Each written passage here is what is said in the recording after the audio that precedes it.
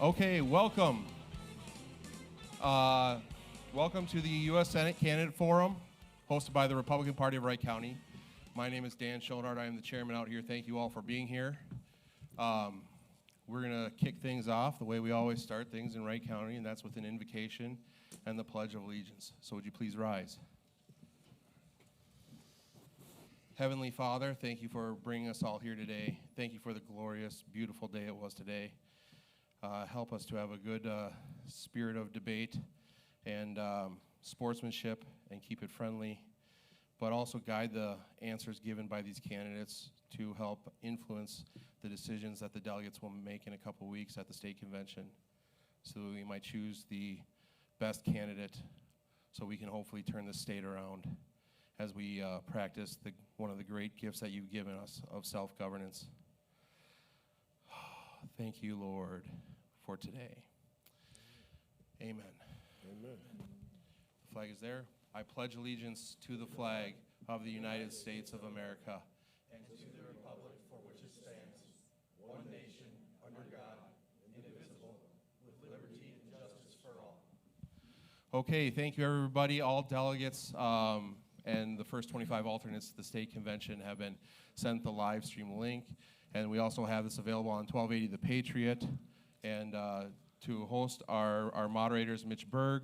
Our timekeeper is John Paul Schoenhardt. The clock is there. Candidates, you can all see it?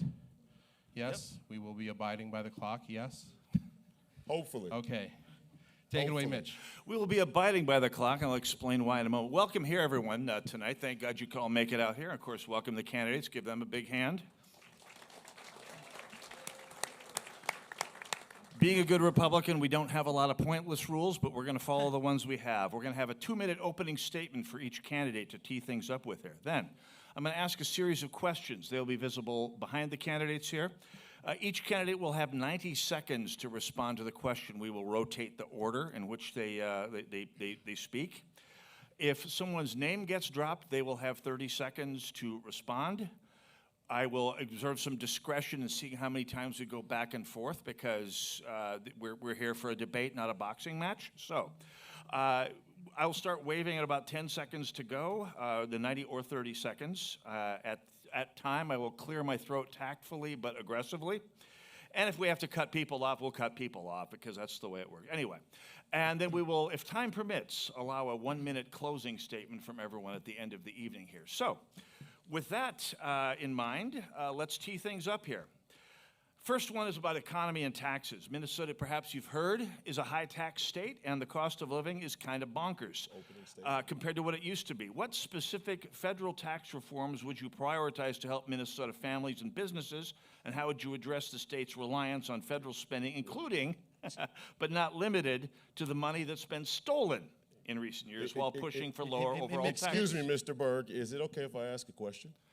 Well, it is now. Go for it. Are we starting with opening statements or not? Yes, you will start with opening statements. Oh, You're correct. Just thought I'd give you a quick preview there. Got it. I was confused. I'm sorry. I will start things I asked up. questions. I'm sorry. It's a perfectly valid question. It's almost like honorary producer tonight. We'll start with Alicia Grunhagen. Okay. One thing I noticed is that at the federal level of politics, a lot of people read to you so we don't forget anything. So I'm going to start off and just start by saying my name's Alicia Grunhagen. I'm a lifelong Minnesotan from Glencoe, where I was born and raised. Many of you know my dad, State Senator Glenn Grunhagen.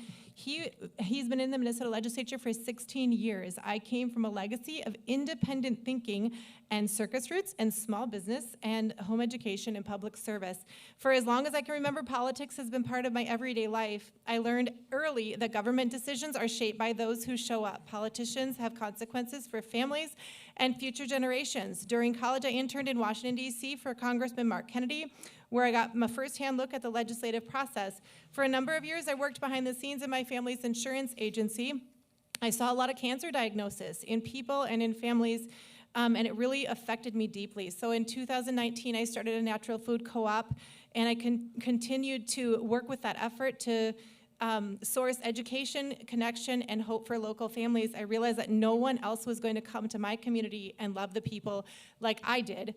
Through the experiences, I saw something clearly. Many of the challenges families are facing are shaped by culture, politicians, leadership, and we need leadership that protects our freedoms. the realization of what moved me from community work to public service. I'm running because I believe our rights are not granted by the government, but they are given by God. We hold these truths to be self-evident, that all men are created equal, that they are endowed by their Creator with certain inalienable rights, that among these are the right to life, liberty, and the pursuit of happiness, as stated in the Declaration of Independence. I believe in God-given rights, the Constitution, the principles that government exists to protect those rights, not redefine them. So the campaign is about ambition. It's not about, it's about our responsibility to our Constitution and communities. I appreciate all of you for being here tonight. I didn't want to forget anything, so I opened with that. God bless you guys. Thank you for being here. Very much. Let's move on to our next candidate's opening statement, Mark York. Ooh, randomizing it. I'm Mark York, running for U.S. Senate. I am a farmer from southwest Minnesota. My hometown is called Lake Wilson. My family's been there since 1930 farming. I started picking rock and feeding pigs when I was 4 years old, driving tractor at age 9. There's no child labor laws on the farm. I worked at Cargill for a few years here, not too far from here in Wayzata. I ran a data science team at a startup company, went out east for a PhD in computer science, and the honor of my life was spending the last year as a senior advisor in President Trump's White House, where I wrote our critical mineral strategy and our mining legislative proposal that we got passed through Congress. President Trump is committed to building things in this country again rather than relying on China and other foreign adversaries, and I am too. I'm running for office because I believe fundamentally the thing that makes America great is individual freedoms and trusting individuals and private enterprise, not government bureaucrats. We've seen so much overregulation. We've seen high taxes and big social programs that have led to $9 billion in counting and fraud. I think it's high time that we rein in government and empower individuals again. I think this is the moment in Minnesota where people are going to come around to that. There's a path this year. There's a path for us Republicans to win, and the reason is that the Democrats are very likely to endorse Peggy Fraudigan Flanagan, who's so far left she's falling off the coast of California. We have a path, but to win, we have to do two things. We have to fire up the conservative base in rural Minnesota to turn out like they've never turned out before in a non-presidential year, and we need to peel off votes from independents in the suburbs. That's a hard thing to do. I'm one of only 2 candidates, along with Alicia, who is from greater Minnesota, and so I look forward to discussing these issues tonight. All right. Up next, he reminded me about the opening statement, therefore, he can have his opening statement. Royce White, ladies and gentlemen. Good afternoon, good morning, good evening, good evening. It's good to be here. It's a pleasure. It's always a pleasure to get in front of Minnesota residents, especially during this election season, during the campaign season. Second time I've gone around, 2024, I ran against Amy Klobuchar. I'm running again because the job's not done. I think we can win, but I think we have to be honest with ourselves. The Minnesota Star-Tribune says that I'm unfit to be United States Senator. I think that's the single greatest endorsement you could possibly get. When the communists tell you this guy's not fit for office, he's probably the guy you should vote for. I'm just saying. We have to make some tough decisions in this party, in this movement, the conservative movement, the MAGA movement. I count myself as a MAGA extremist, as the mainstream media would say, another badge of honor. But we have to make some decisions, some hard decisions in this movement. And I think ultimately, people know what the problems are. The question is, do we like the benefits and the convenience more than we support the people who would actually change the problems? And the overwhelming answer for that, at least right now, is absolutely not. And everybody in here and all across the state of Minnesota and all across the country has to ask themselves, if we really want to change the problems in D.C., the problems in our politics, why the hell do we vote in the incumbents 95% of the time? Across the aisle, we vote in the very people we say are causing the problem. And we come up with 1,000 reasons why. It's like, well, we got to keep this seat or that seat or, whatever. This person's electable. You know what? At the end of the day, the referendum is now on the American people. President Trump kicked the door open. If we actually want to change things, you have to vote for people who are willing to change things.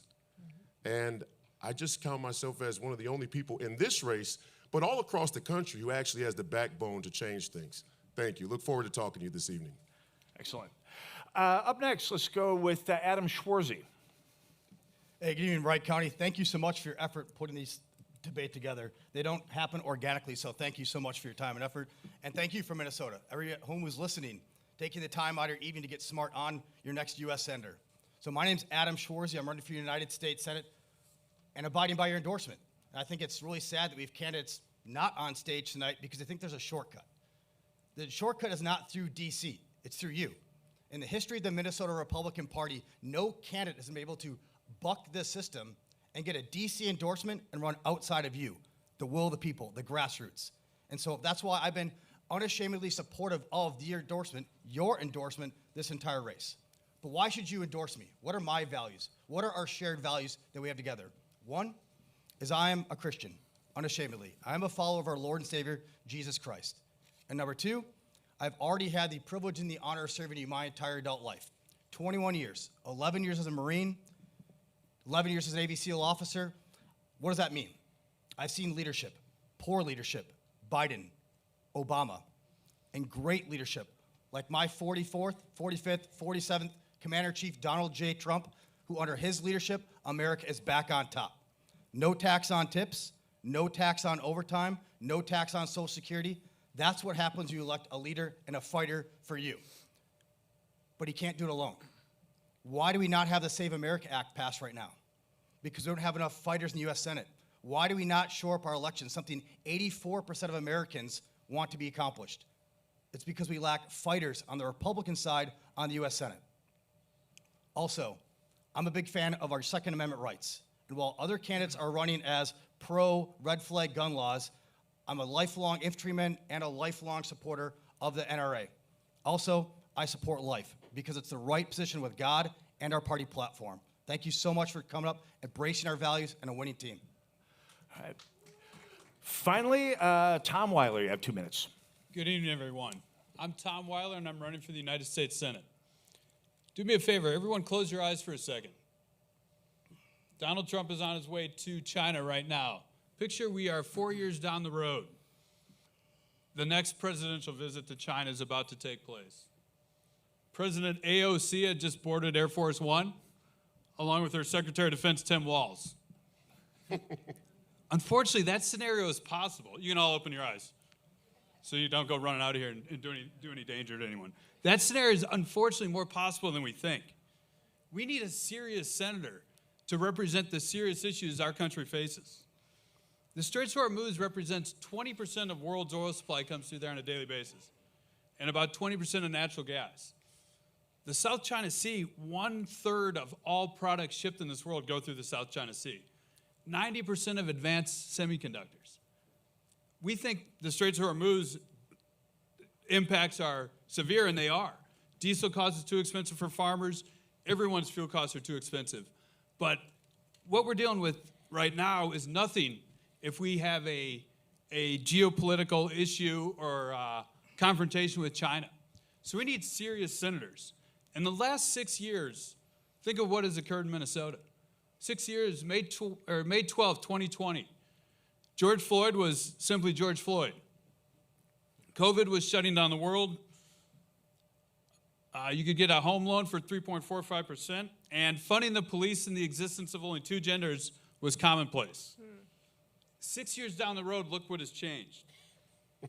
We need serious senators with experience, knowledge, and a focused leadership to help guide Minnesota and guide our country through the next 6 years. We need somebody who's been in the arena, not on the sidelines. I'm Tom Weiler, running for the United States Senate. Kudos to everyone for watching the Time Q. This makes it for a fun debate. All right, so you already got a preview of the first question. Minnesota's high tax state, cost of living is going crazy. Looking for specific federal tax reforms that you would prioritize to help Minnesota families and businesses, and what you would do to address the state's reliance on all that federal money, including all that graft. Let's tee things up this time with Royce White. I just kind of think it's indicative of a crisis in this conservative movement that the first question would be about taxes. I mean, we're going to try and win this state, and we're going to have to rebrand this Republican Party and talk about the real issues. Sure, we want to get rid of property taxes. Ridiculous. We should bring the income tax back down to something that Reagan would say is appropriate. But, I mean, let's get serious. The first question of this debate should be about the security of our elections. Full stop. The security of our elections. Without secure elections, you do not have a country. We have to secure our elections way before we talk about tax policy. The second most important issue deporting the 20 million foreign invaders that came across under the Joe Biden administration. No amnesty, no amnesty. We were invaded, we were betrayed and invaded by people, enemies, domestic. And if we ever give this government back to those people, sure as the sun will rise, they will let in another 20 million foreign invaders. Now, Adam mentioned one of our opponents here that didn't bother to show today, Michelle Tafoya. And by the way, when Adam says red flag laws and he puts his right hand up, he's not talking about me, just to be clear. Okay, I'm a two-way absolutist. But I do think that there is a significant wing of the Republican Party that's not settled about the fundamental issues. One being the security of our elections, and two, most certainly being the security of our border. And I think that's where I'm pretty ironclad. Excellent. Adam Schwarzy was mentioned. You have the option of taking 30 seconds to respond if you see anything to respond to. You'll defer on that. Thank you very much. We will move on to Tom Weiler. Well, I'm going to take a different route and just answer the question. But I respect where Royce is coming from, and I absolutely agree. But as far as the taxes go, Minnesota's facing only 6 states have a bigger tax burden than Minnesota. And we are losing our economy. We're losing people because of horrendous state tax code. And obviously, I'll be at the federal level, but we'll have a bully pulpit as United States Senator to help put pressure on St. Paul to reform Minnesota tax law. And how I'm going to help reform federal tax law, first and foremost, is stop fraud. Again, a lot of that fraud money that is being stolen by folks in Minnesota is federal money. So there's a serious role to play for Minnesota senators, for U.S. senators representing Minnesota to get a hold of that fraud. And that's going to go a long ways to helping Minnesotans have an affordable lifestyle. Additionally, I want to look at stuff like a family formation tax credit. This would apply to young families who have a tough time right now buying a house or feeling like they have the financial security to start and raise a family. So that credit is something that I'd look into at the federal level, specifically focused on those starting to start a young family and buy a home. Not differentiated by this group or that group, just everyone in that who's looking to get a fresh start and chase down their own American dream. Thank you. We'll go next to Alicia Grunhagen. Okay, I'm going to talk to you. Actually, when I saw the word economy, I thought about how much we talk about Social Security and economic problems in Minnesota and America. And the first thing that we have to do if we want to stop the problems with our economy and Social Security is stop killing the unborn. There is nobody to produce Social Security income if we continue killing the unborn. And we have done that for generations, and Minnesota is absolutely the capital of the nation in terms of abortion, and we have become that by Governor Walz. We have to speak up for life. How are we going to have a future without children? How are we going to do that? It's not only a moral burden, but it's an economic burden. So I want to talk about that first of all. Secondly, I'm going to talk to you about the federal role in taxes. First of all, when I read this question, I want to ask myself, I'm sorry, I'm just going to say this, was this a question edited from the governor's debate? Because it sounds like a question for governors, because I think of it from state level a lot. And my dad is State Senator Glenn Grunhagen. I know that at the state level, that is the major problem where the fraud has come from. Governor Walz removed auditing from DHS in 2018. How convenient for him to buy his voter base, right? And when DHS spoke up about it, they said nothing. So from the federal level, we should have stopped pouring federal dollars into Minnesota without, number one, putting a block grant on to say, let's see how you manage this much. We're not going to have a faucet that we continue turning off on. We have to audit and have block granting for federal funds. I think I'm done. Up next, Mark York. Awesome. Thank you for the question. I have a lot of thoughts on tax because they are killing our families. I have 3 big things. Number one, we need to crush unfunded mandates that are raising property taxes. We have to crush fraud and have an idea that maybe if you have super simple taxes, the government could just calculate them and file them for you anyway. Let me start on the unfunded mandates. So I'm from Murray County, Minnesota. I'm not from the middle of nowhere, but you can see it from my house. We had, think about that. In 1950, we had 16,000 people. Now we have about 8,000 people, and we're losing 50 every year. Meanwhile, we still have the same hospital, the same number of miles of county roads, the same number of schools. All that has to be paid for, mostly with property taxes. The state, meanwhile, is leveraging or adding paid family leave, all these different requirements. They forced our school to run themselves in a way that costs us $2 million more a year. All of that property tax burden falls in the black dirt. And we farmers are paying the price. Whether you own the land or you're paying land rent, you got to pay those taxes. So we got to stop adding unfunded mandates. A lot of that's state level stuff, but we know there's unfunded mandates from the federal government too. Number two, we have to end fraud. I wrote an op-ed in the Daily Wire. I already wrote a bill we're going to release. The Department of the Treasury and the federal government is going to stand up an AI-enabled fraud detection algorithm for every government payment over $10,000. We're going to stop the fraud before it happens, because once it leaves the door, only 2% is ever recovered. And finally, Adam Schwarzy. Yeah, first off, let's talk about what President Trump has actually done so far. No tax on Social Security. That helps seniors. But it's not done there. We also need to temporarily repeal any taxes on fuels. That helps all Americans. And secondly, for Minnesotans specifically, one of the biggest fears I have is I've traveled around the great state and seen these farmers that get their estates soaked up because they simply can't afford to pass it on to the next generation. And so we can stop that by having no estate tax anymore when you're handing over your farmlands. So we can stop Bill Gates in China and these evil corporations soaking up American farmlands. And also, something also President Trump is trying to do right now, no tax on your home if you're over 65. You've worked for America your whole lives. You should not have to be taxed out of the home after you retire. And I think the most important thing we see on this slide, the money that's been stolen from you, the American taxpayer. Why has nobody been put in jail yet? Nobody from the entire Walz administration has been put in jail yet, including Walz, by the way. I think we need some fighters who are going to continue to ask the tough questions, utilizing the power of subpoena in the United States Senate so we can recover your stolen tax dollars and get these corrupt politicians who bought elections with your dollars put in jail where they belong. Excellent. All right, that'll bring us on to question number 2. By the way, the questions are presented in random order, so there'll be something here for everyone, trust me. So, second question is regards agriculture and rural Minnesota. Minnesota is a major ag exporter. What concrete steps would you be taking to combat the crippling overregulation from the EPA and the USDA at the federal level that hurts family farms, and how would you ensure trade policies, especially with China, benefit Minnesota soybean, corn, and dairy producers? And we'll start this off with Mr. York. Appropriately, as the only farmer on the stage. Us farmers aren't big fans of the EPA and the DNR. I think my dad calls the DNR darn near Russia. Obviously, they serve an important function, so don't take that the wrong way. But I think we've seen these things as farmers where there'll be a little flood patch of 1 acre for a year, and then that now gets qualified as wetland.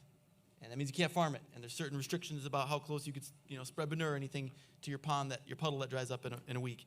I think we need to push back against that kind of overregulation. Relatedly, I think there's a power as a senator of shedding a light on something. And I'll share why. I was working in the Pentagon for the first few months of my White House fellowship. Senator John Cornyn came in to our office that was providing loans for the Defense Industrial Base, and guess what? We got more bills passed that supported the growth of our office. We had more freedom to go and fund companies that are going to allow us to not rely on China. We can do that with the EPA, right? If there's overregulation happening, I can go say, I want to meet with XYZ office. We're going to write an article on it. We're going to shed a light on this. Lastly, in terms of family farms, since we're on farming, it's really hard for small livestock farmers to make it. There's really good crop insurance. There's not very good livestock insurance. That's something that's a huge priority for me, is allowing small dairy farmers and pork farmers and chicken farmers to stay in business. Up next, Tom Weiler.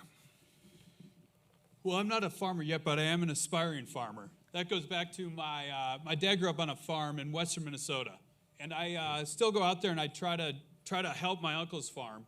I'm still unqualified on the planter, but I am qualified on some of the tractors. So my uncles always make fun of my dad and I. He flew airplanes for the Navy. I drove submarines for the Navy, and yet we're unqualified to run most of their farm equipment. But no, I'm an aspiring farmer, and I look forward to getting more and more into that as I help my uncles, hopefully more and more.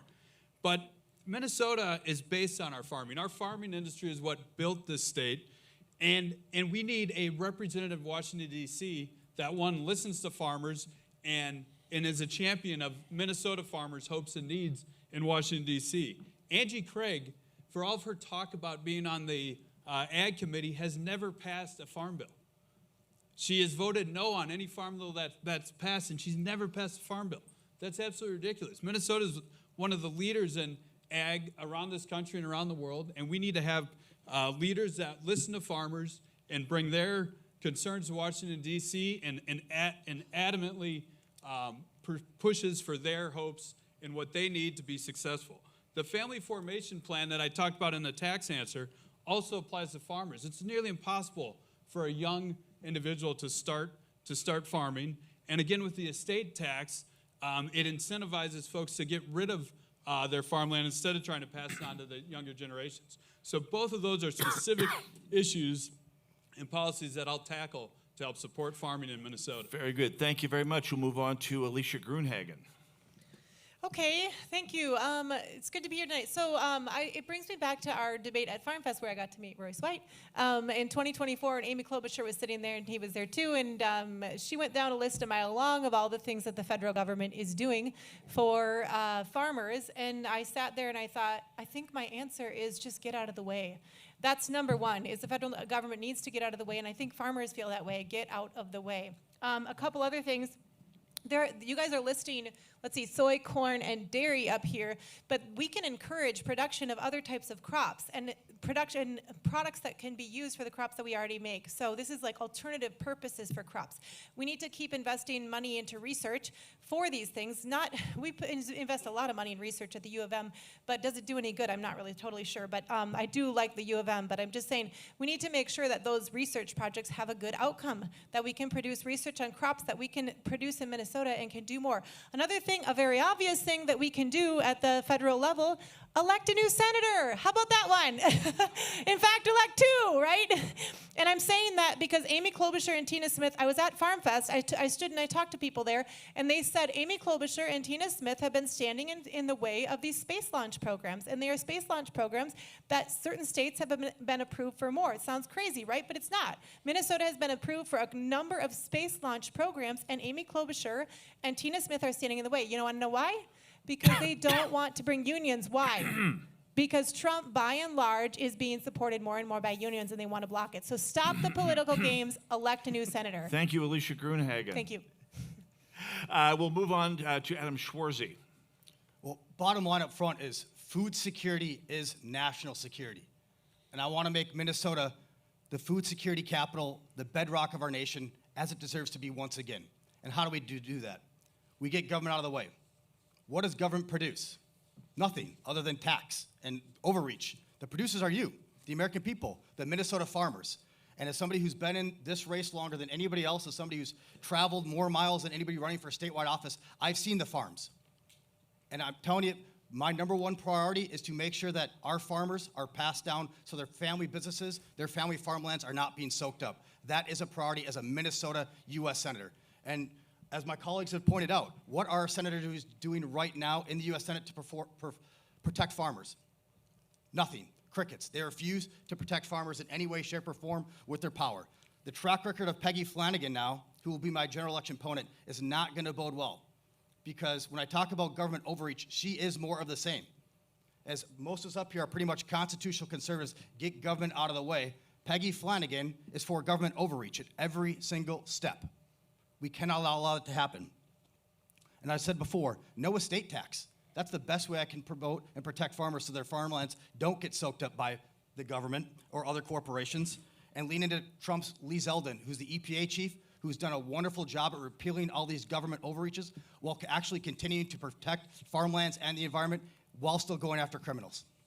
Excellent. And finally, Royce White. I'm not sure why you keep saying you've been in the race so long. It's like the fourth time I've heard it. I recall myself being in this race since the day that they read the unsecure election results in 2024 for Amy Klobuchar, but we're still not settled on that point, and we'll come back to it at some point during this debate, hopefully. When I think about farms and American farming, the first thing that comes to mind is the term self-governance. And it's one of the organizing principles I think the Republican Party should start to push again. Not only in the places where Republicans are likely voters and prominent, but also down in the cities where I come from, the idea of self-governance should be very, very, interesting and seductive for most American citizens. We've lost our self-governance a great deal. I also think, that there's a little bit of nuance to this answer, and I think the consolidation of power and the aggregation of let's call it tyranny, economic tyranny by big corporations needs to be addressed. And we have great antitrust laws on the books that we should be using to bust up some of these big corporations who are intentionally decimating our farmers. But at the end of the day, I'm a radical, and we could talk about China. I'm a real China hawk, and we should. I'd love to talk more about it as the debate goes on. But I think we should seize every single acre of Chinese farmland in this country from the Chinese. Thank you very much, Royce White. All right, we move on to question number 3. The war in Iran, good, bad, or indifferent? The Senate has an important role in foreign policy in this country. It is the body of Congress that is responsible for foreign policy as compared to the House. How would you make your imprint on the subject of the current conflict in Iran right now? And we'll start with Tom Weiler. The decision to attack and eliminate Iran's ability to threaten U.S. Forces and U.S. allies in the region was the correct decision by President Trump, and I believe he made that for the right reasons. Iran with a nuclear weapon would be able to shut the straits down like that. So again, the impact we feel today is severe. If we did nothing, Iran would be sitting on that capability. They'd basically be like North Korea, except 20% of the oil in this world goes right past their coast. As a United States Senator, I would take proactive actions to help define and steer our national security based on my 25 years doing national security, 20 years operating submarines, leading submarines on missions vital to national security across this world, as well as a couple years at DARPA, time at the Pentagon, time at Capitol Hill.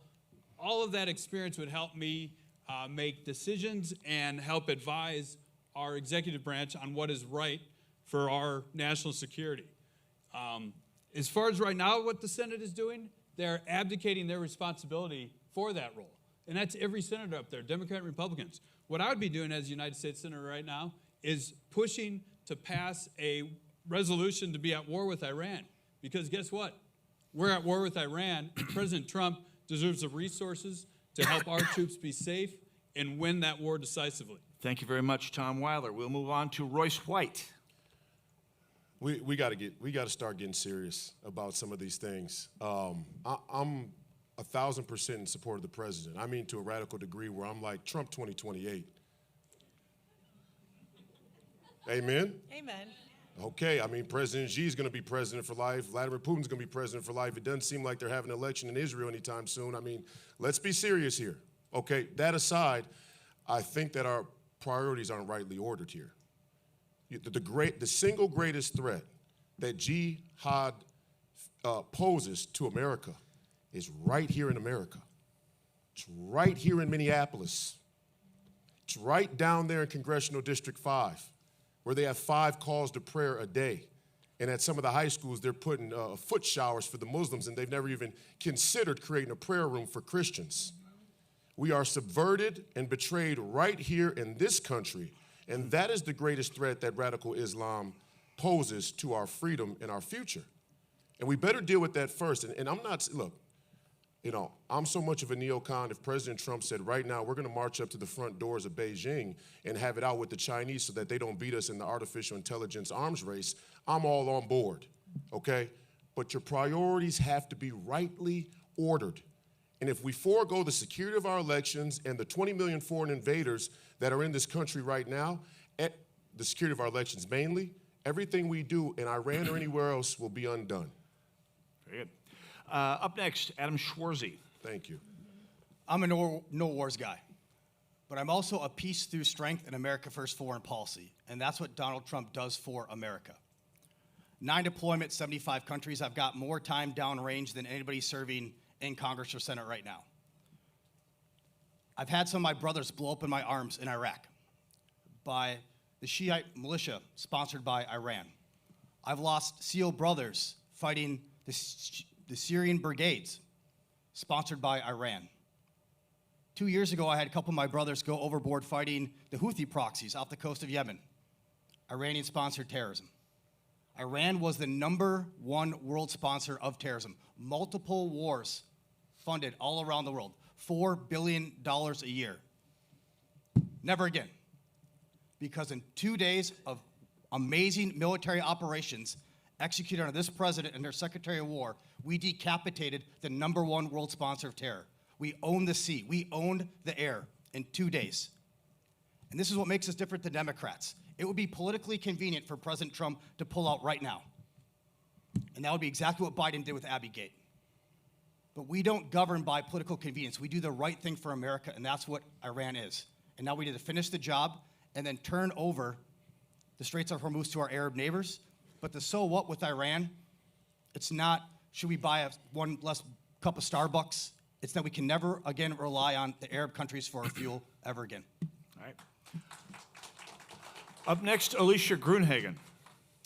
Okay, how about this? I say, someone in this room once said the war in Iran is worthy of American blood. I don't think I would say that, especially if I had a child who was in the armed forces. We have to stand and protect our children. I'm not a mom, but I have the heart of a mom. And I can only imagine if I had a son or a daughter in the American military, how protective I would want to be over them and how careful those decisions I would want to make sure are made. We have to be sure that this is truly America's war. And I do personally have some questions about that. I'm going to say that openly. I don't care if you vote for me or not. I'm just going to say it openly. I do have some questions about that. And as someone with a mother's heart, I would not be okay if my child had to go and shed American blood for a war that wasn't our own. That's the first thing I'm going to say about this, okay? Secondly, I'm just going to say that Iran cannot have a nuclear weapon.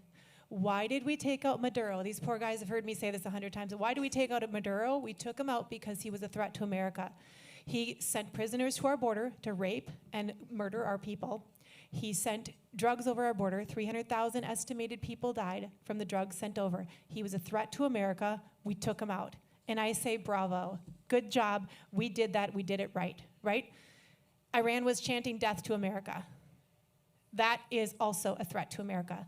Iran cannot have a nuclear weapon. We had to do something. At this point, I would say protect our men and women in the armed services, and that's what I'm going to say. And finally, Mark York. Best for last. Napoleon said, better one mediocre general than two great ones. What did he mean by that? What he meant is, in a moment of crisis, you need to have one decision maker. Our one decision maker when it comes to military, in the short term, for short-term matters, is President Donald J. Trump. He's our commander-in-chief. And whether you like what he does or not, he is the person we have to trust. I think we have to acknowledge all of these conflicts are interrelated, right? Russia has supported Venezuela. Russia is tied up in Ukraine. The fact that we took out Venezuela, the fact that Russia is tied up in Ukraine means that they cannot support Iran as much. So this is an opportunity to take down the globe's #1 sponsor of terrorism and someone who's trying to get a nuclear weapon and can absolutely not be allowed to have a nuclear weapon. I think Trump is moving in a smart way. My concern is, what is the end goal? You can look at the wars the U.S. has had over the past. Some have worked out pretty well. Let's look at the Spanish-American War in 1898. You can look at Desert Storm in the early 1990s. And some have been boondoggles. Vietnam, Iraq, Afghanistan, even though we had brave people fighting. Thank you, Adam, for your service. What separates those conflicts is there a clearly defined goal and timeline? What is the outcome we're going for, right? I think we need to have a clear goal in mind with Iran because this could last forever and ever. And I think the Senate has to use its power to have a vote to formally declare war if this war is going to continue much longer. Very good. All right, question number 4. Minnesota's getting older, and Obamacare crushed rural health care and isn't doing much for Hennepin County Medical Center either. How would you try to deal with the problems Obamacare gave the state and lower drug prices without price controls and protect patients from surprise billing and all the other things that have gotten messed up with the state's health care system in this last 15 years or so? I'll start with Alicia Grunhagen. Okay. The biggest thing we got to do is cut out government bureaucracy. My background is in insurance. My family's background is insurance. My dad carries this chart around. Maybe some of you have seen it about all the bureaucracy in the insurance world. And you can't even get to see your healthcare provider until you jump through about 15 different hoops. We've got to cut the bureaucracy, and that came from Obamacare and from Minnesota Care, and so that's a big problem. Another part of the problem is, to be honest, I started a natural food co-op. We have to take responsibility for our health and the health of our communities. We must. There is a movement of people that do raw milk, that produce honey, that are natural health medicine experts. We have to take responsibility for our own health. At the end of the day, hear me loud and clear, you are your own best doctor. You are. And you should listen to your gut instinct, and especially if you're a mother, you should listen to your gut instinct. So we need to cut away any policies that are keeping moms and keeping individuals from being able to make their own choices in healthcare. I am 100% health freedom. We need the freedom to decide, do we want something injected into us or do we not? If you want to do it, go for it. I don't. I didn't take the vaccine. It's very, very important that we each take responsibility for our health, and it's very important that we have the freedom to take responsibility for our health. That's it. Up next, Mark York. I wrote a whole proposal for this for DOGE when I was at the White House. By my rough calculation, the federal government spends $2 trillion a year on health care. We actually spend, so England has a public health care system. The government pays for basically all health care. Their government spends less money per capita on health care than our government does, and we have a supposedly private system. There's a whole bunch of things we got to do. It's a complete disaster. We spend 2.5 times as much per capita, again, as the UK, and we get worse outcomes. Number one, we have to allow drug price negotiation. It is illegal for Medicare and Medicaid to negotiate most drug prices. Congress can write a law and say, nope, now you're in fact required to do that negotiation. Another issue, in 2015, under President Obama, Congress passed an act to say that medical records should be shareable. So that way, if you've been treated in one place for a while, but now you're traveling somewhere, you go to a hospital, they can quick look up the tests you've had, what you've been diagnosed with. So they said all health records must be digital. And so these contracting companies have run around to every hospital and clinic and made digital health records on their local computers that can't be shared anywhere. So now if you go somewhere else, they're going to have to rerun all those tests. They might misdiagnose you. They won't know your health history.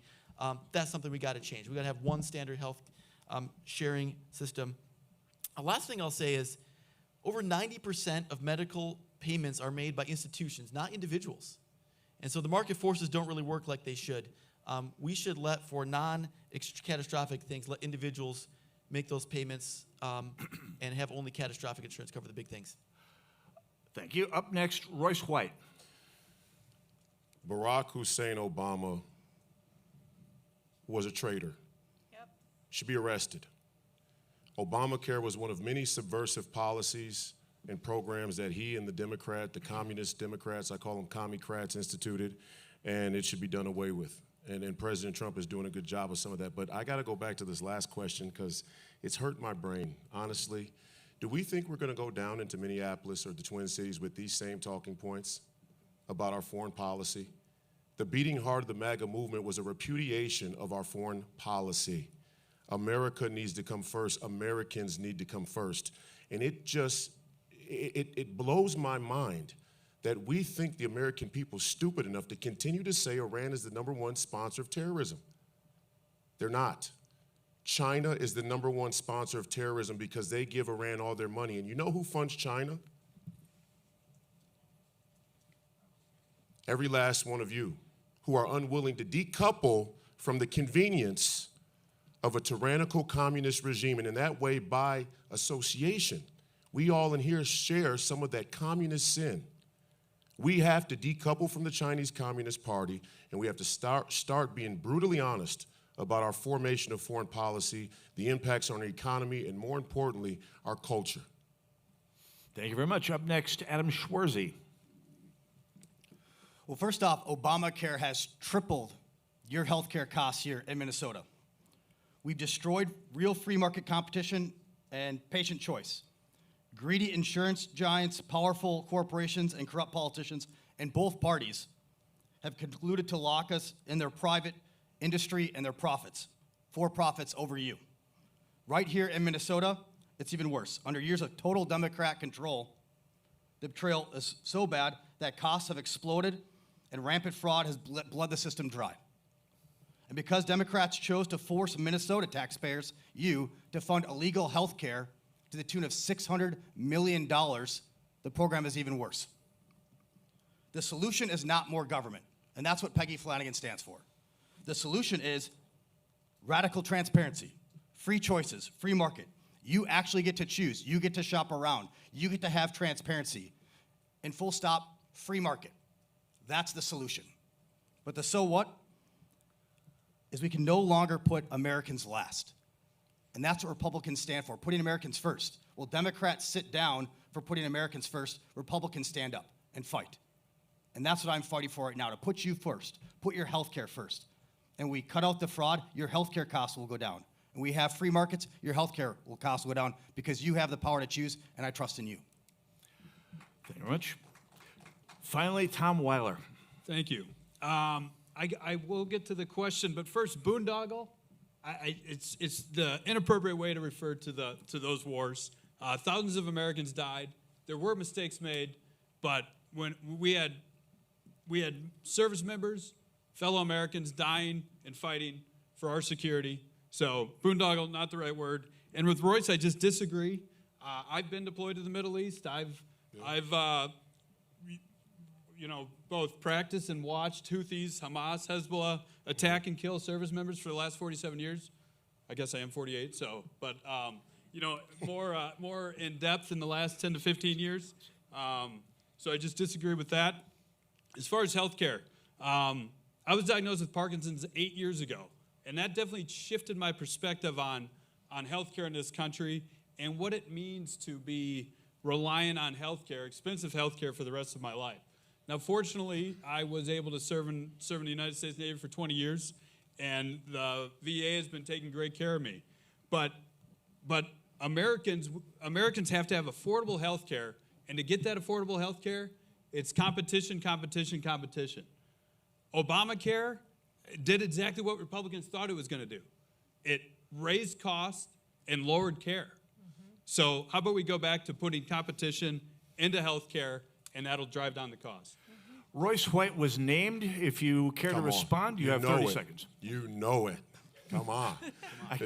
Tom, you know I like you, on. but with all due respect, sir, I'm not sure what you're debating. Is it not true that if you follow the money, then China, who is our national mortal enemy, but maybe one of our greatest economic partners, is in fact the number one state sponsor of terror? I mean, we cannot delineate that what Iran chooses to do with the money that we send to China and give to them is not culpable across that supply of money or the supply of materials.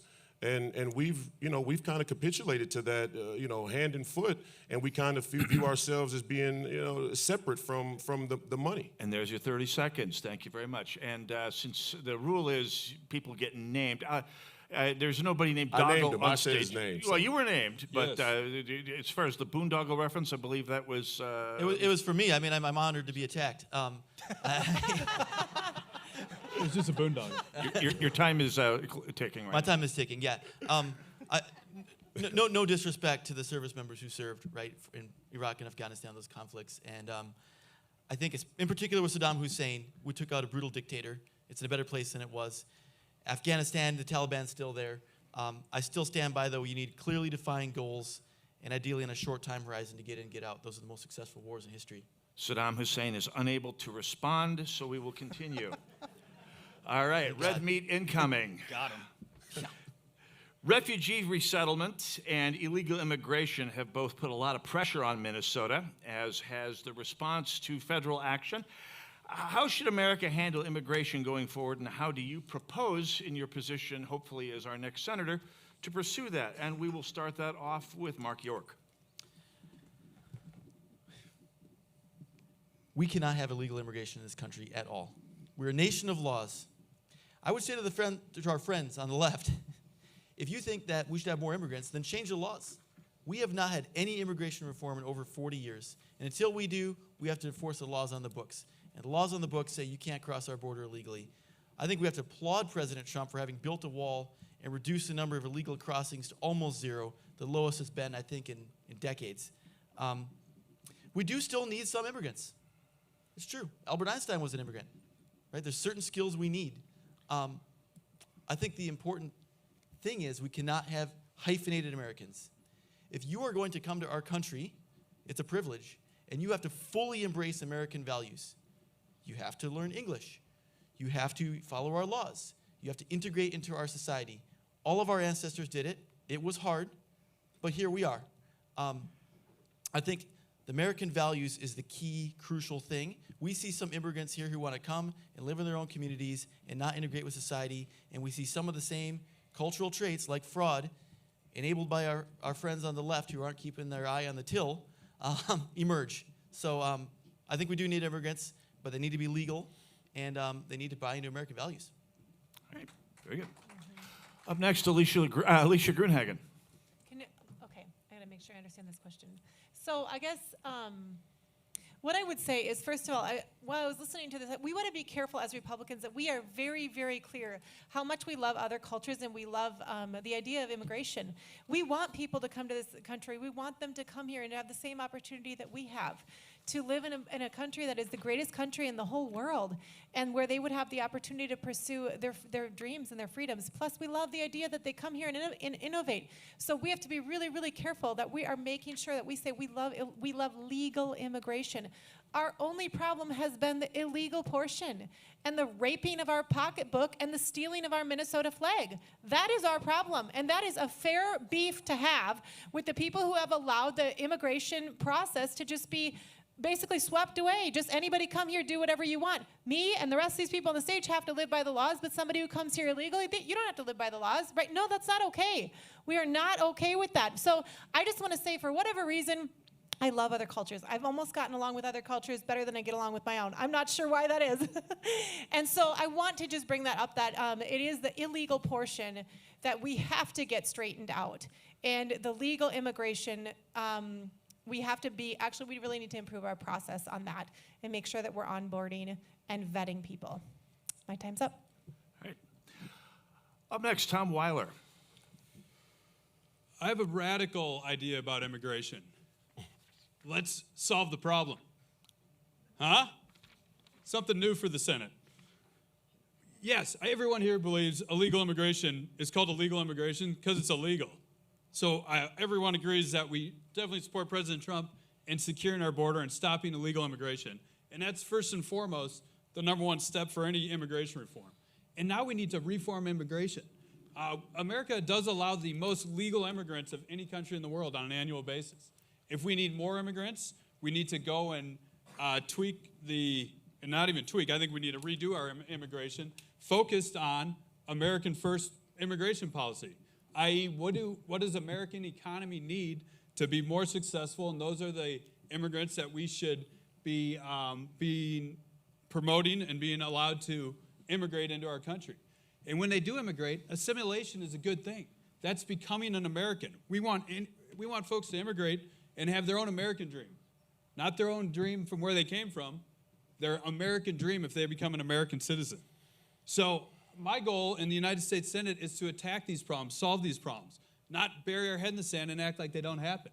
Angie Craig, Amy Klobuchar, Tina Smith, they've all just ignored the immigration issue, and no one's addressed this issue. I'm a problem solver by training. I want to solve problems, and this is a problem I want to attack on behalf of the Americans and Minnesotans.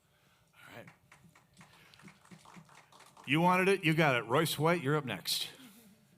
God bless us. All of this is very poetic, but the time for happy talk is over. Mass deportations. Mass deportations. 15 million illegal foreign invaders as an appetizer. 15 to 20-year moratorium on all immigration. We got to get a head count in this country. And if we don't want to do that, we don't have a country. I'm that guy. Yeah, I'm the guy that'll go down into Minneapolis, right to Cedar Riverside, and I'll tell the Somali leaders during this campaign, the answer to Somalia is not in Minneapolis, it's in Mogadishu. It's not here, it's there. And you guys better go fight for your country and figure out why all these desperates and warlords end up in charge. Oh, wait a minute. That would be our intelligence community, wouldn't it, Adam? Yeah. How did Somalis get here in the first place? That would be Black Hawk Down. And we are on the verge of doing the same thing in Iran, mind you. If we continue this war there and we displace a bunch of Iranian refugees, where do they end up? In Europe. And then we subsidize Europe's continent, and then we clap for the king when he makes landfall in our halls of Congress, and he refers to himself as a sovereign, and he's given the continent over to Muslims hand over fist. Are we going to get serious, or are we going to keep playing politics? Because our enemies aren't. Thank you. Oh, I'm starting to win some folks over. Amen. Just a note to the AV person. I'm going to skip ahead to question 7 here, if that's okay with you. I think there was a Question name call there. That's right. I got my name called. Oh, sorry. And I can't answer the Adam question yet. Schwarzy. You're right. My bad. Oh, you didn't answer the question. Well, first off, to answer the question, if being a leader was easy, everybody would be a leader. But it's not easy. That's the whole point of being a leader. And that's why Republicans support American citizens and follow the law, while Democrats try to take the easy way out. Actually, we have some Republicans that also want to take the easy way out and want amnesty to those 20 million illegal people that Biden let in. Yes. But not me, because I will always fight for you, the American citizens first. And let's talk about why that happened, by the way. 20 million people came into our borders. By the way, as a percentage, less than a year later, 0 immigration right now. We went from 20 million people under 2 years ago to 0% of that. Why did that happen under the previous administration? The first president in the history of our country that rolled back protections on the border and supporting American citizens. Power. That was by design to have 20 million people come into the country, soak up your resources, not pay taxes, and then bring in 20 million people into our borders that were reliant on the government for resources. We talk about healthcare, we talk about education, we talk about all these things that cost money. That was by design, because the Democrats would rather have a failing country where they retain power than support the American citizens first. Never again. We do need a moratorium on immigration. We do need to support the president's agenda on a stronger bill that supports border security, and we need to support American citizens first once again.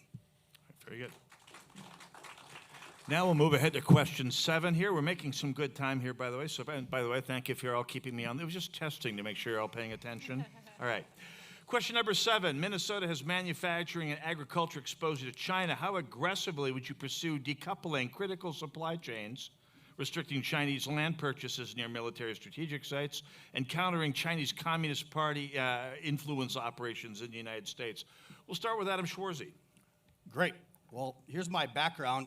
10 years Marine, 11-year Navy SEALs, 9 deployments, all that good stuff. The last 7 years, I was actually a mission commander for near-peer adversarial missions. Everything I did from the day I woke up to the day I went put my head down if I got to sleep was Russia, China, North Korea, Iran.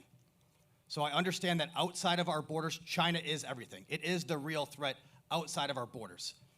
And here's what the DC establishment and politicians haven't figured it out yet, even after COVID. We can no longer be reliant on China, period. Superconductors, hypersonic missiles, computer chip manufacturing, everything that is made in China, we should be making in Minnesota, frankly. Minnesota manufacturing, Minnesota mining. And I look forward to my legacy being in the United States Senate is actually shepherding nuclear power and making Minnesota the worldwide leader in nuclear power with small modular reactors. Because here's what's going on around the world right now. And I love talking about nuclear power in China from the leftist talking points. You either like nuclear power or you're complicit with China destroying the rainforest right now. 3,000 species are going extinct every year. I love the leftist talking points. You like nuclear power led by Minnesotans, or you're complicit with China exporting 1 coal power plant per month in Africa. America is strong, and we're strong because of you, the people. I want to lean into nuclear power, and so you can have business, we can become a wealthy country. And again, when there's a net power around the world, we have net power export like we did under Trump 1 and Trump 2.0, we actually have a safer world where there are no wars. Excuse me, thank you. Up next, Tom Weiler. Unplug from China, connect to Minnesota. That's what we can do in Minnesota. Minnesota is blessed with rare minerals up in northern Minnesota that is going to provide the backbone for the AI evolution and really the economy of the second half of the 21st century. Cobalt, nickel, helium, all these resources, minerals and more are going to be required for that evolution, and we're sitting on that. The new Silicon Valley, in 2050, it's going to be the mineral range in Minnesota that can be driving and leading the world economy on things like batteries, things like autonomous vehicles, all cold weather testing, the Lake Superior test range where we can test underwater drones. So Minnesota right now has the capability to have billions of dollars worth of industry, millions of jobs, and that's what I want to make possible from the role of the U.S. Senate. I'm not looking for a legacy. I'm looking to create jobs for Minnesotans.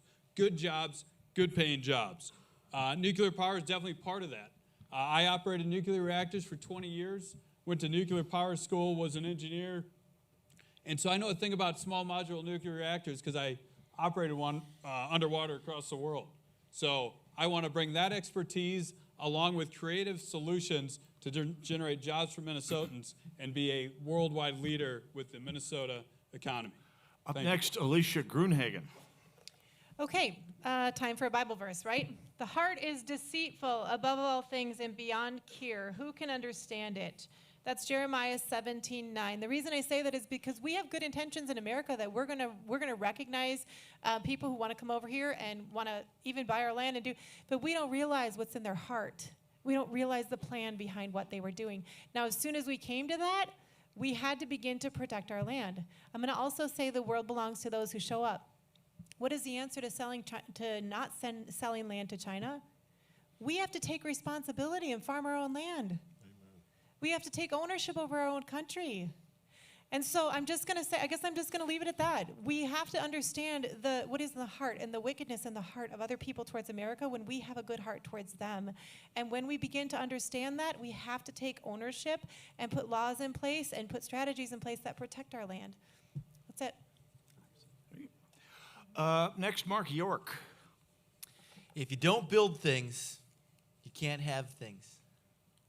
We rely on China to build so many of the things that we need for our survival. I just posted on X today the list of minerals, which was made public, thankfully, related to the classified list of minerals that we depend on China for. Gallium, 99%.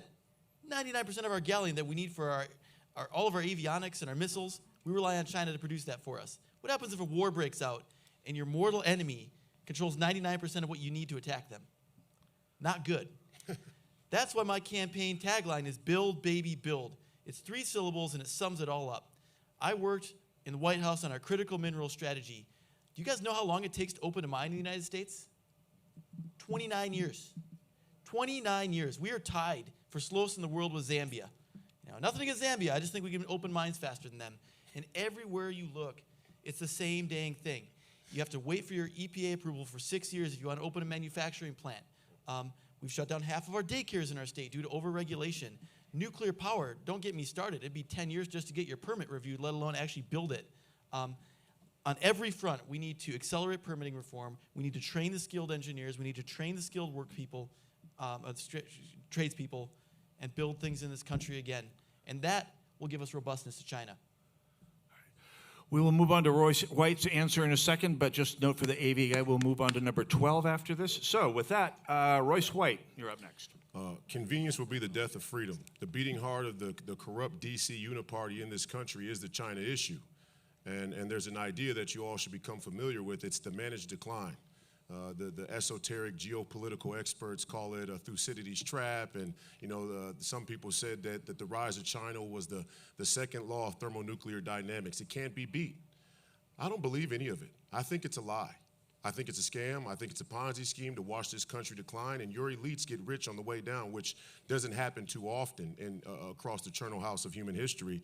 I do think still that the single greatest threat that the Chinese Communist Party poses to this country is, in this country, ideological subversion. And so I'm going to say something radical here. I said it the other day in our debate, and people looked at me like I had a horn. If I'm in the United States Senate, day one, we're going to bring a bill to ban both Marxism and Sharia law nationwide. And I think, amen. Mm-hmm. Yeah, amen. I don't know how everybody feels about that. Ban Sharia law and Marxism nationwide.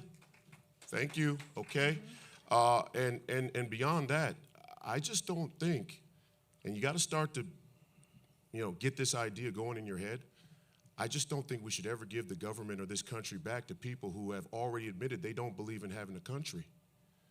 I don't think President Trump should even give the government back to these people. They're Marxist, they're communists, they're traitors, they're subversives.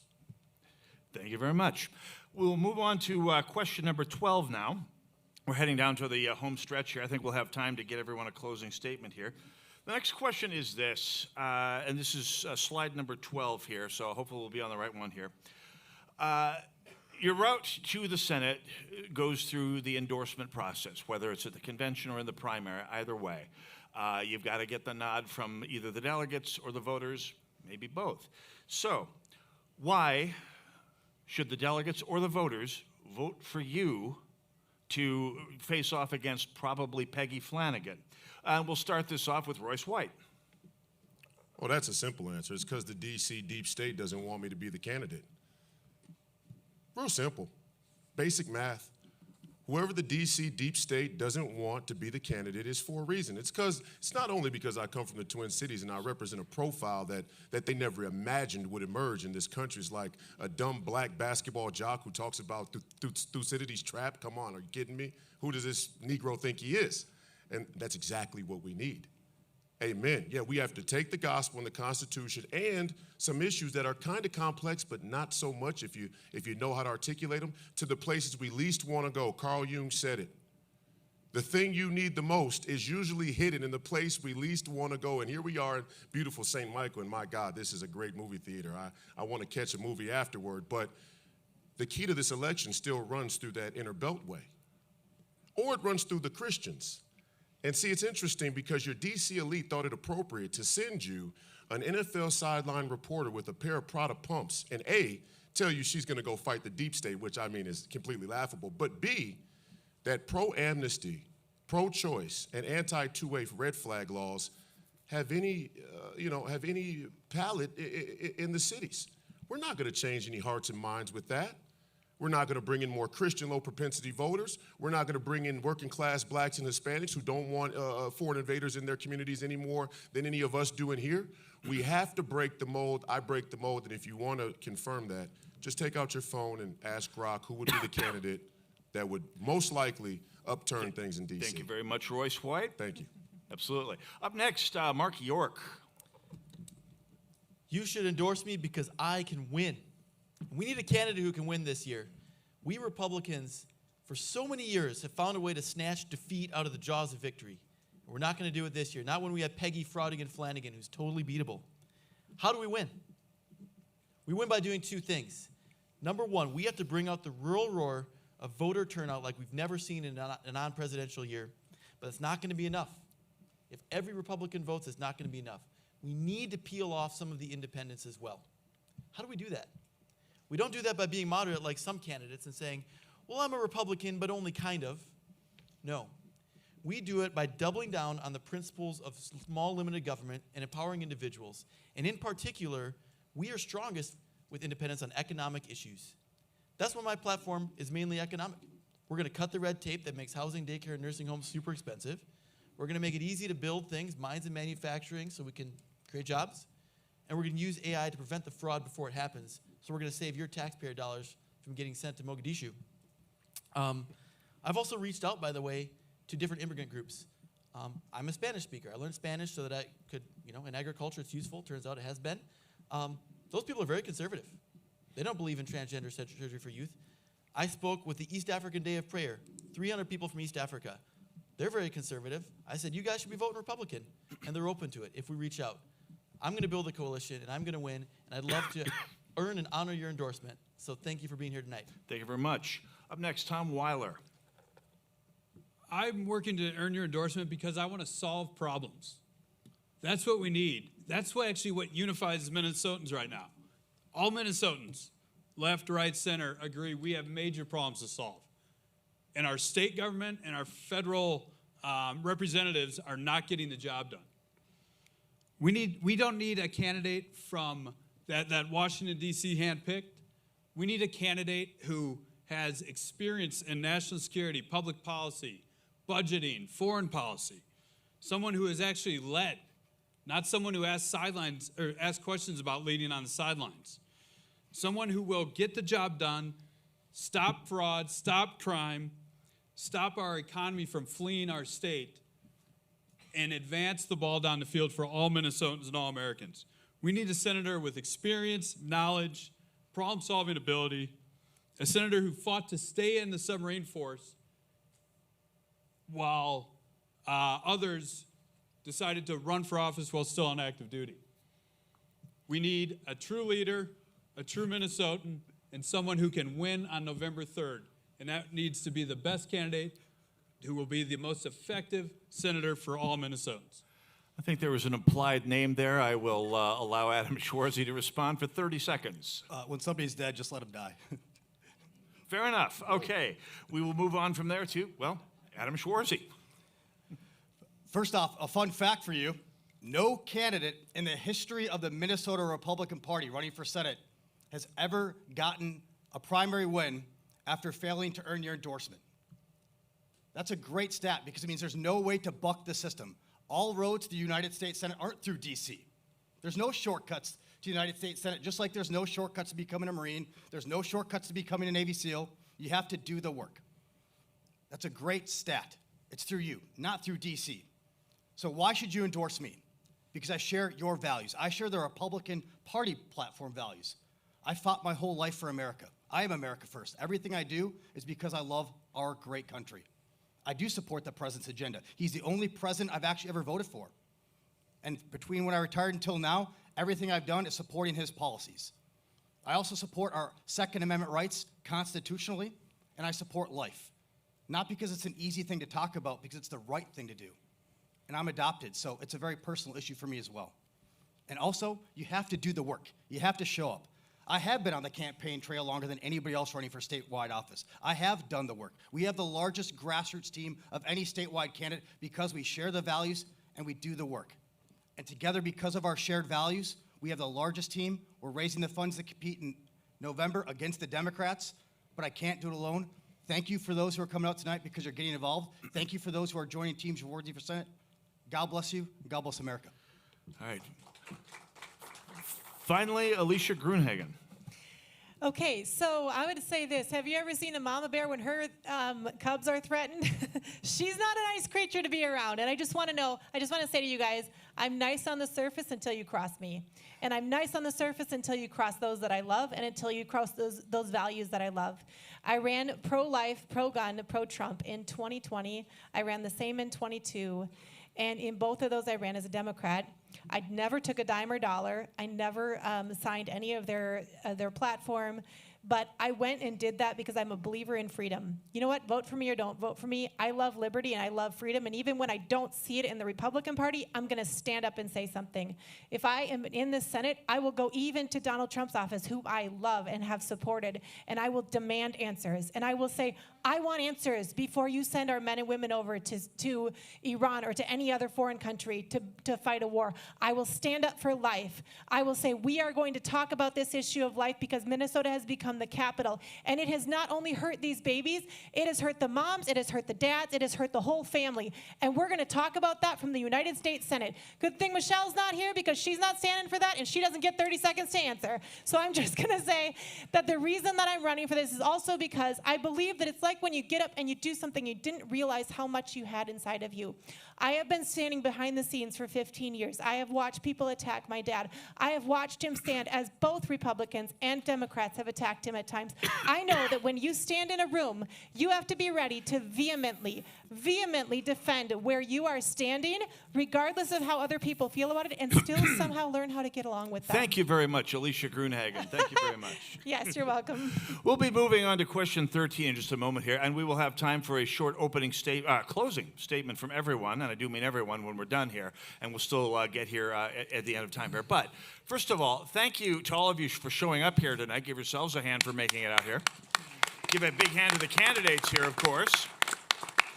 And the DFL trackers in the house, show of hands. Thank you for your service. Hand for the DFL trackers in the house. So we'll go on to a finer question here. Crickets there. The GOP has not won a statewide race in 20 years. This seat has been in Democrat hands since Stuart Smalley won it in 2008 under, shall we say, suspicious circumstances. So we need to win something. We need to win a statewide race.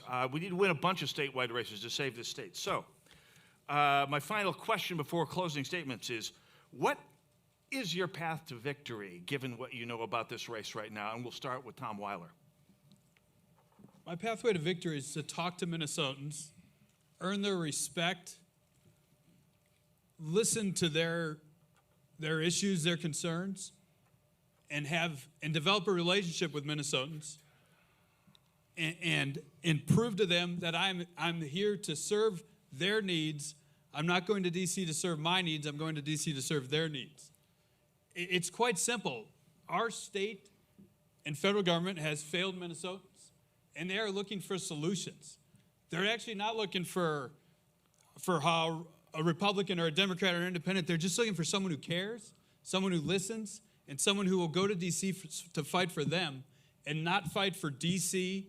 or the politicians or the influencers who actually take to heart what they're asking you to do. Go to Washington, D.C. and do it, or tell them why you cannot get that done. So that's my pathway to victory. Talk to Minnesotans, earn their respect, and earn their vote. Thank you. All right. Up next, Alicia Grunhagen. Can you repeat the question? What is your path to victory, given what you know about the race so far and likely running up against Peggy Flanagan? I would say, what is our path to victory? And first of all, the Democrats have done a great job advertising our path to victory. We need to expose them and all of the garbage that they've put Minnesota through and the way that they're now trying to flip it on us. So that's the first thing. Secondly, I think it's very important for us not just to mobilize Republicans, but also to reach to a lot of disgruntled Democrats. There's a lot of them out there that are disgruntled, and we have to be able to reach them. Reach them with the message of we want to stop the fraud, and reach them with the message of what Wallace has really done in Minnesota. But the other thing is, Minnesota, Christians will not come out to vote for a pro-choice candidate. They will not. And we don't need someone on the Republican side who is pro-choice and someone on the Democratic side. The DFL will carry that message just fine. I am going to stand firmly on life. I have stood on that since the beginning. I had many people come to me and say, why do you keep bringing up life? Why do you keep bringing up life? You have to stand for life. If we don't protect life, what do we have? If you don't have the right to life, what other liberties matter? So it's very important that we stand on life in this race, and I believe truly that we also need to stand with Donald Trump. No more mamby-pamby, ridiculous, Democratic, weak Republican politics. I'm going to call it out when I see it here, and I'm going to call it out when I see it out there. It is important that we stand with Trump and that we stand with God and with natural law and protect our God-given rights as stated in the Constitution. All right. Up next, Adam Schwarzy. First off, I understand that we're desperate for a win. It's been a long time coming, but I can feel the energy, and we are going to win. And there's really two schools of thought right now within the establishment Republican Party. Maybe we just have a candidate that sacrifices a little bit on the life issue. Maybe we have a candidate that just runs a little bit supporting red flag laws. Hey, maybe if we just, say we're going to allow amnesty for those 20 million, that'll get us over the line. That's our pathway for the victory. And I got to tell you, if you're on that side of the philosophy, I'm not your candidate. Because it's wrong. And by the way, when you sacrifice your moral integrity, you don't win the race, you lose yourself and you lose the race. But here's what I stand for. Supporting President Trump's agenda, supporting America first, supporting your constitutional rights, supporting life. And if you want a fighter who's going to fight for you against all the fraudsters and the D.C. elite, then I'm your candidate. If you want a candidate that's uncompromising, I'm your candidate. And here's the best thing. Together, we will win. Here's the best stat you'll hear all night. 7 times Navy SEALs have run for federal office. In the general election, we're 7 for 7. How do we win? Because we do. We build around the base. We don't sacrifice our values. You don't build a house on sand. You build it around a strong foundation, and that's you. That's our shared values. And together, that is how we win. Through uncompromising, doing the hard work, but together, we will win. Thank you so much. Up next, Royce White. It's the most pivotal moment in our nation's history. 250-year anniversary, seminal moment. And I think the Republican Party has to really take up the mantle of being the organizing principle of our culture. And that principle is you hold the principle and you move people toward the principle. Any concession back to the left is a concession to insanity. And in that way, the word electability really becomes a Trojan horse. It's like, what does it mean to be electable in a state full of crazy communists? I don't know. But one thing you surely shouldn't do is is push away the Christian, the million or so low-propensity Christian Republicans by having a pro-life candidate. But in the same sense, I say, you know, Trump 2028, and I'm serious, and when I was running my campaign in 2024, and a lot of Republican insiders, some of you are sitting in this theater right now, told me that President Trump is not palatable. And I was putting his face on my billboard anyway, because the truth is the truth. And my opponent here, Adam, you know, you threw your hat in with Nikki Haley in this nation's darkest moment, who said President Trump's masculinity is toxic. Said, we don't need any more Republicans. We don't need any more rhinos. We don't need any more Nikki Haleys. We don't need any more people to tell us that the truth has no marketplace in this country. The truth is the truth, and if we don't stand on it here and now, we will lose this country to communists and jihadists, and it will be very, very difficult to ever pry it back again. Thank you. Adam Schwarzer, your name was mentioned. Do you want to take 30 seconds? I would actually love to address this. Okay. I am now engaged to a lovely lady. I went to her aunt's house at a fundraiser. I did not endorse Nikki Haley. I did not work for Nikki Haley. President Trump is the only president I have ever elected through my vote, my participation in our values. But Royce White, who says he's MAGA. You weren't our co-chair? P.S. I don't believe in defunding the police per se, but as a black man who voted for Biden and Kamala, their first stop better be to monopoly the violence regarding tyranny. You posted this on your Twitter November 7th. Adam, you donated $1,000. 30 seconds. You weren't Nikki Haley's co-chair? What's that? You weren't Nikki Haley's co-chair? If For Biden CD5? has believed they can pacify the war being waged on the black man, his black family's country, they are mistaken. There is no time All for right. debate. Spray We cans are- and Twitter fingers We are out won't- of the White House. Yeah. Good riddance. Status We quo will is have to black settle power. this in the Royce after White. party here. Royce White tweeted.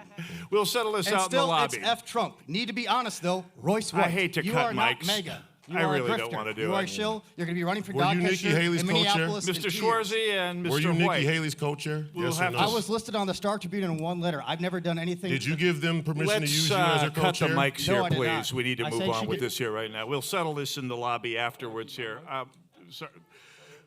Yeah, let's go to Mark York here for the final, because I want to give everyone a chance for a closing statement. I'll And you can try talk to be about your- whatever you want then. Try to be your breath of fresh air. You asked what is my path to victory? Path to victory. The answer is endorsement and momentum. We are going to seek and abide by your endorsement because we are now within 6 months. It is less than 6 months between today and the general election.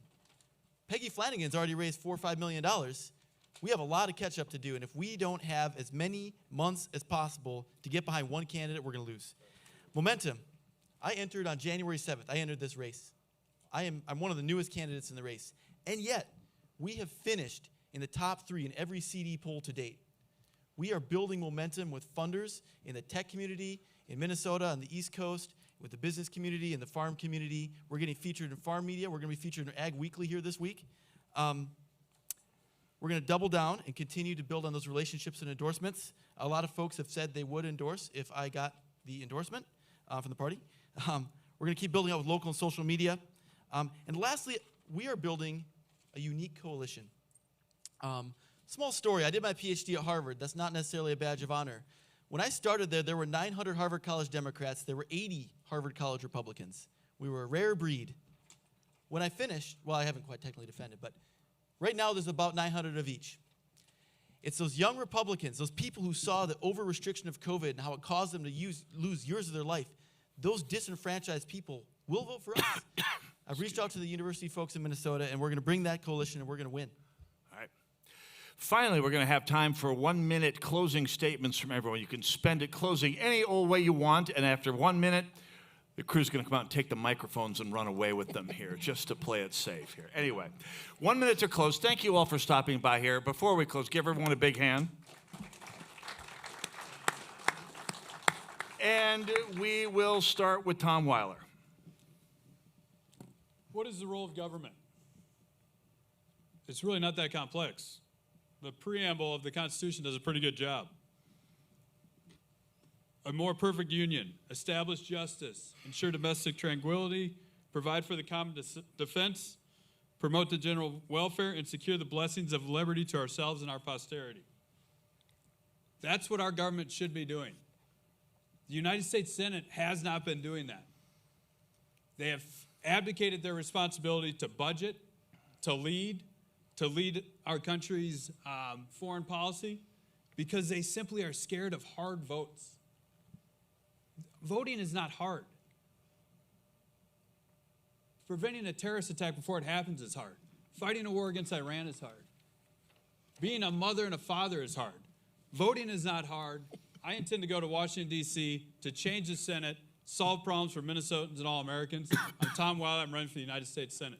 Thank you very much. All right. Up next, Alicia Grunhagen. Okay. We hold these truths to be self-evident, that all men are created equal, that they are endowed by their Creator with certain unalienable rights, that among those are the right to life, liberty, and the pursuit of happiness. As stated in the Declaration of Independence, these are God-given rights. The responsibility of any man or woman that you send into office to represent you is to protect your God-given rights and to make sure that the government that you have does not overrule those God-given rights. So I'm here today because I want to stand here and protect life. I want to stand here and defend our Constitution. I also believe it's not really about my ambition. I believe that it is about being a servant leader to the people. You don't do this to get up and be in the limelight. You do this to get up and to serve the people, because you're going to find out when you get there, you're going to have to be a servant to the people. So God bless you. Thank you for having me here. It looks like I'm out of time. But yeah, thank you so much for having us and for showing up. And continue to defend life and the Constitution. God bless you guys. Up next, Marky York. Everyone on the stage believes in small, limited government and lower taxes. Everyone on the stage is pro-life. Everyone on the stage is pro-Second Amendment. So what should you guys be voting for? You should be voting for someone who can win. And as I've shared earlier tonight, the two things it's going to take are firing up rural conservatives to actually get out and vote, and peeling off enough independents in the suburbs to get over 50%. I said I've been top 3 at all the CD straw polls so far. Adam Schwarzy and Michelle Tafoya have been the other two.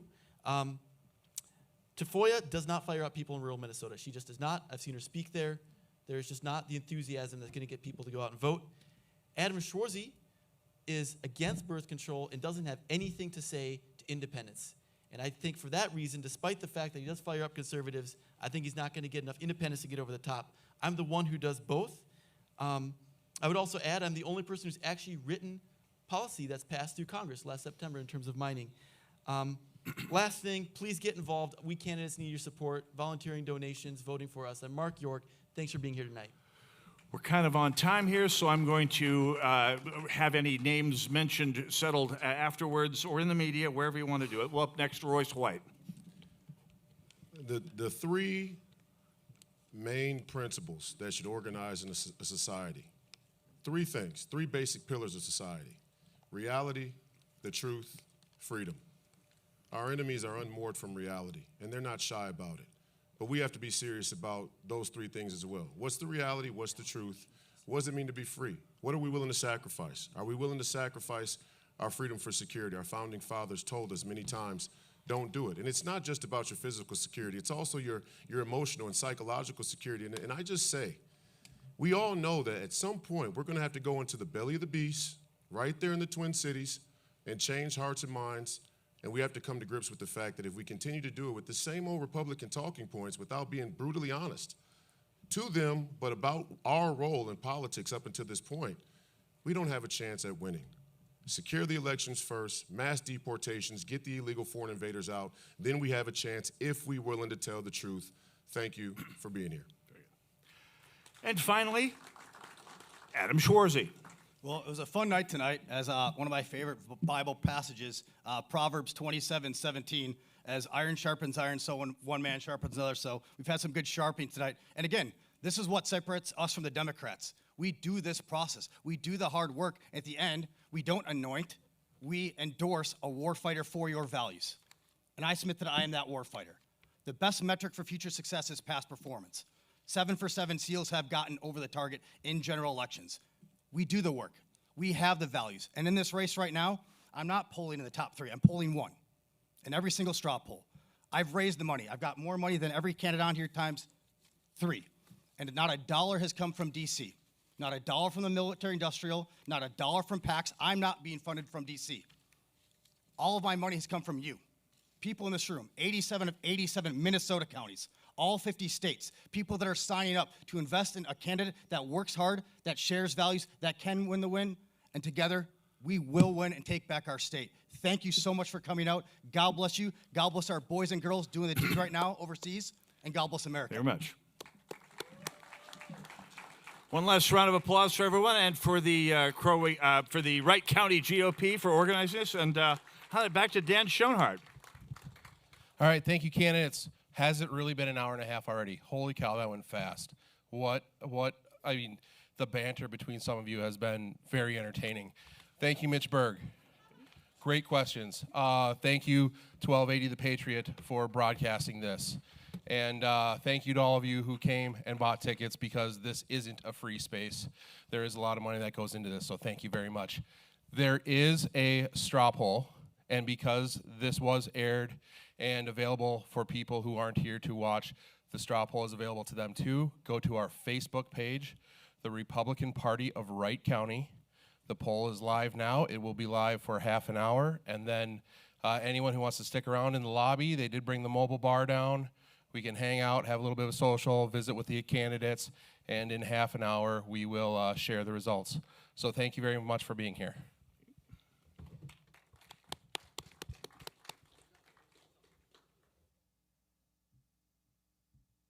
That's it.